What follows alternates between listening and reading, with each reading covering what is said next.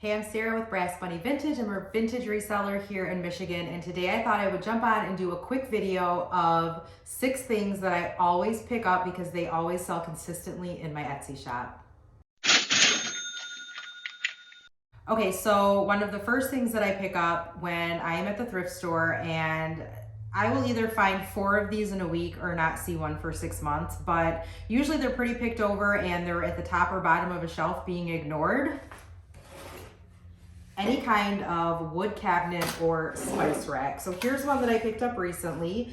Let me also say that I think out of all the spice racks that I've sold, I don't think any of them, but maybe one had the jars. So I'm not looking for ones with jars. Most of the time, like when I picked this one up, it had just a couple jars and they were really gross. Some of them were cracked and broken. I find that these actually do really well on their own and people don't have problems supplying the jars, but they love the old vintage spice racks. Also with this, it would be like any kind of wood shelving that is about this size, maybe a little bit bigger. Things I look for, I make sure that like none of the wood is cracked and broken. I make sure that it is clean or cleanable and not, I just want to make sure there aren't like major dents and stuff in the wood. I also look at the back and I want to make sure that it's, if it is one that can go on the wall, that it has hangers on it. Like for me personally, if I get something and it's hangable but it doesn't have the hangers, I'll probably pass on it because I know I'll never put those on there. So I look for that. And I always tend to look for 2 and 3 shelf spice racks. But I think I paid $4 or $5 for this at the thrift maybe a couple weeks ago. I just got it listed.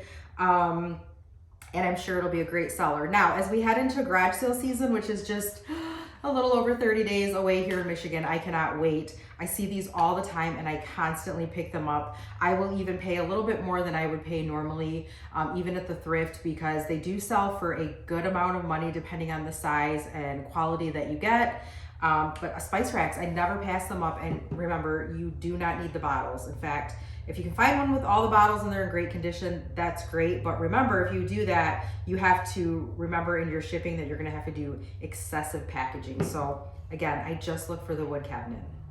The next thing that I always pick up, just because it's something that I'm gonna put in my own home if it doesn't sell, or a lot of times I will display in my home until it sells, ironstone. I love good ironstone, especially pictures. Pictures, white pictures sell for me so well. Always look for that stamp on the bottom. And, you know, thanks to Google Lens, you know, when I first started this, and even years ago, it was like, I hope this is authentic. You had to really go down a rabbit trail to find what was what, but thanks to Google Lens, if it's stamped on the bottom with, you know, either cordon bleu, or it might have like the Germany stamp or a French stamp. Sometimes they say ironstone, sometimes they have a number, but look that up. But ironstone pictures sell so well for me. If it's ironstone anything, most of the time I'm gonna pick it up. It sells well and it looks beautiful in my home while I'm waiting for it to sell. But white pictures especially are a great find for your Etsy shop. Okay, now here's one that surprised me. I was sharing in a video, I think a few videos ago, that my husband on the side, he does clean outs. So a lot of times it's just junk clean outs, but every once in a while I get super lucky and he does like an estate clean out or a house clean out. So a couple years ago, he brought me like a box full of these old vintage, I call them vintage grandma frames. And I almost just threw them in another box and donated them because I'm like, who wants these little flimsy brass frames? And I thought, you know what, I'm just gonna list them and see what they do. So I put them in lots of 3.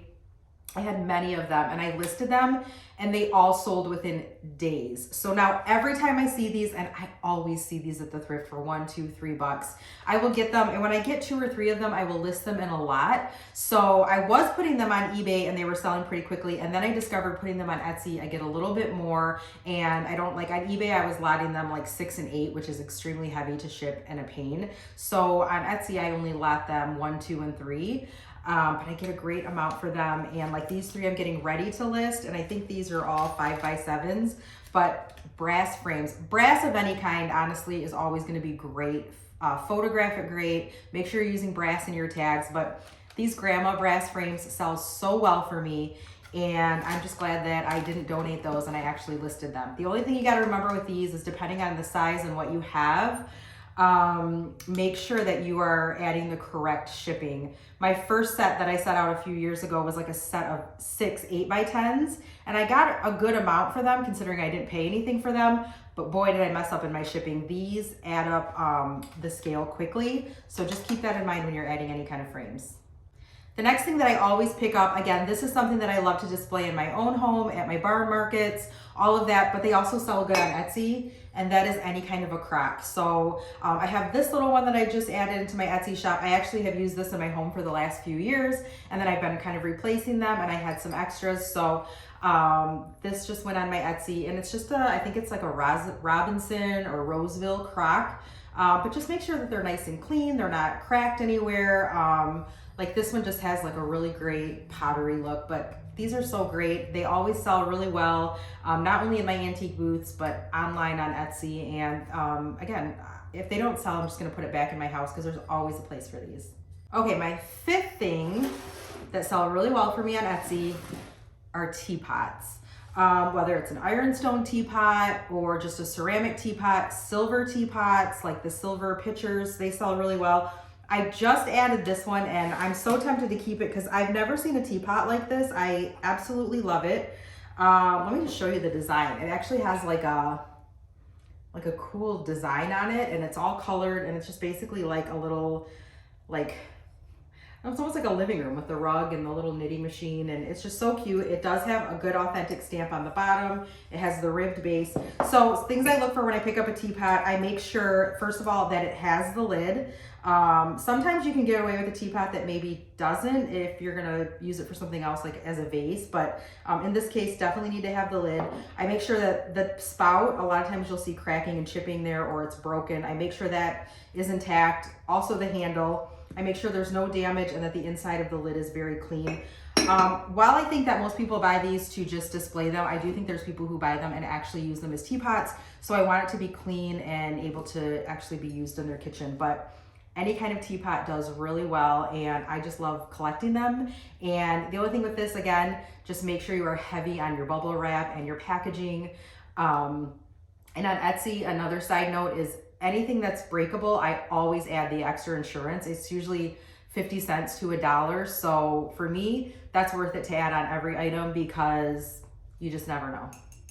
Okay, the last thing that I always, actually, let me take that back. I don't always, I just recently started adding more consistently is vintage clothing.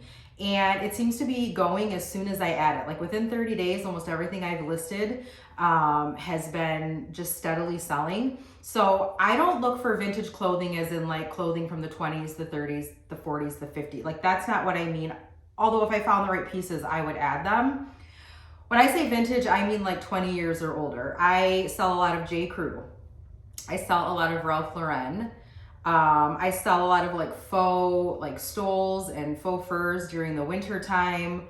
And these are all things that honestly I find like the furs I find usually a lot of times in the summer at garage sales, at the thrift stores at off seasons where people are just like, oh my gosh, $5, take it. They sell really well for me. But my two biggest brands are J. Crew and Ralph Lauren. And I'm just gonna put in the pictures here, I'll add some photos of some that have sold recently. And when I say like vintage clothing, I also mean handbags. Like I've also sold Ralph Lauren handbags.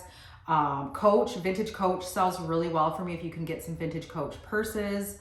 But honestly, I did not have a lot of apparel added. I had just hard goods for my first couple of years. And just recently, I've been really picky about what I pick up. I'm not a clothing reseller. I only pick up things that I could put in my Etsy shop, and they seem to go quickly. So I hope that's helpful if you are just starting your vintage Etsy shop. I hope that you will remember some of these things or write them down.